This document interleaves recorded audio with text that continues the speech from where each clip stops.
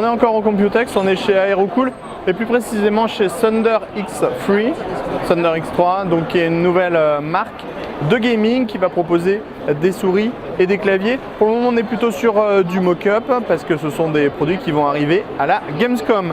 Alors on a ici le TK50, donc c'est un clavier mécanique avec châssis en aluminium.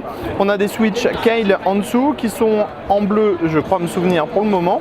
On a le système RGB et on aura ici donc les touches de programmation G1, G2, G3, G4, G5, les boutons de volume, la gestion du rétroéclairage du clavier. Le prix devrait être $250, donc on ne sait pas encore ce que ça donnera en euros. Ensuite on a, Ensuite on a ce modèle là qui est un TK probablement en 40 puisqu'il n'a pas encore été mis sur la fiche technique. Celui-là étant le TK30 qui n'est pas un mécanique. Donc là aussi on est sur du Keil et c'est plutôt assez joli et bien fait, tout simple. Ça ressemble à d'autres produits qu'on a vu déjà chez d'autres marques avec un châssis en aluminium, un rétroéclairage, un petit repose-poignet plutôt efficace. Après on a des produits qui seront plus accessibles, ça va être 69 €. On a un châssis aluminium mais par contre on est sur du switch en fait en membrane tout simple.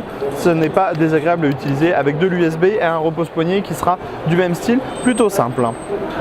On n'oublie pas les souris, donc on a toutes ces souris là qui vont arriver sur le marché. Alors notre avis, celles-là sont un peu grosses, même si la main de Van Seb semble plutôt bien s'accoutumer de ce modèle-là. Après, on a un modèle qui est plutôt typé Razer ou typé Thermaltake, donc plutôt classique. On a des sensors qui sont en Avago, on est sur de l'optique, on a du switch Omron.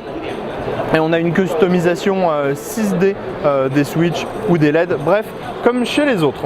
Après, on va vous remontrer rapidement le Aero 1000 White qui est en blanc, qui est en noir, qui est en orange ici uniquement pour le salon parce qu'on est encore sur une base de mock-up. Donc c'est plutôt très sympathique avec une partie en métal sur le dessus, un pied en plastique. Ça reprend un petit peu la forme, on va dire, d'un boîtier de chez Corsair, très légèrement.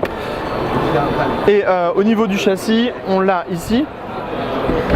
C'est plutôt bien pensé, on a du 3,25, du 3,5 pouces, du 2,5 pouces, du 3,5 pouces, tout est modulable, l'alimentation dans le bas, du cable management, bref, un boîtier qui est tout à fait respectable.